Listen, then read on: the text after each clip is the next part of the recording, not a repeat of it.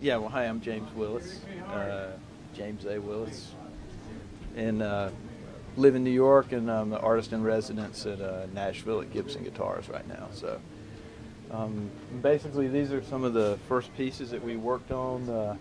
This is originally our idea was to do a New York themed guitar, and so instead of painting a painting on a guitar, the guitar comes with one of my paintings.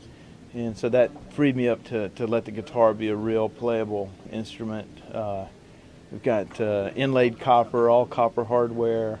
It's the silhouette of the skyline with the water tower, handmade water tower strap.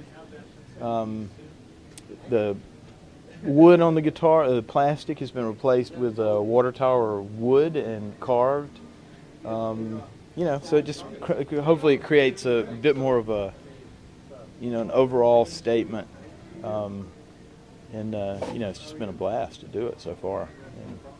And then this was actually the first one I wound up doing. It's called the War Horse, and it's kind of based on the idea of it being a 1780s or so or 1760s military musket.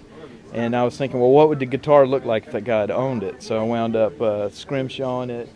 So all that's kind of a fake bone, and it comes with a powder horn, which is again authentically made with the wooden dowels and the silk strap. And again, just trying to let the guitar still really be a great playable guitar, but have other things with it that are just put together for the sake of making them, which I think makes it art, certainly in my book anyway. And how did you get involved with Gibson? I had a painting at Rudy Penz's in Manhattan. Rudy and I have been friends for years, and he's collected my paintings for years.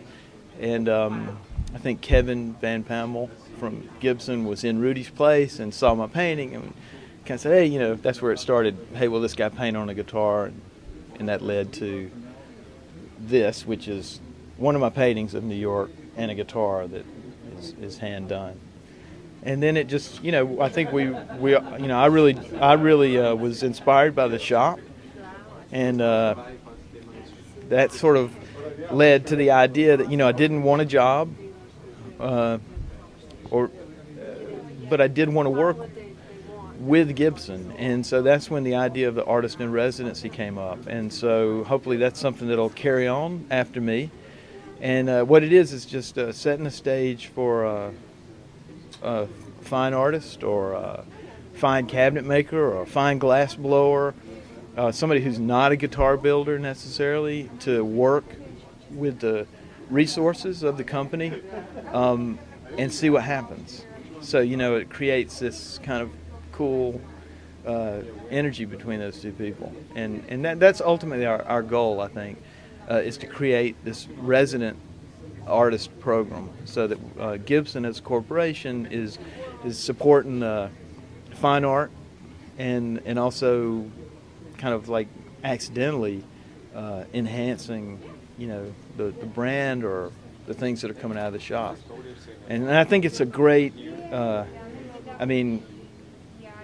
my experience with corporations hasn't been that great, but I got to tell you that my experience with Gibson's been pretty amazing, because I'm kind of like, just the fact that I'm here with these guitars is like proof that these guys, they haven't made any demands. They've just been totally true to their word. And they're like, come down, make some art, make some things, here are the resources to do it, and it's been pretty amazing.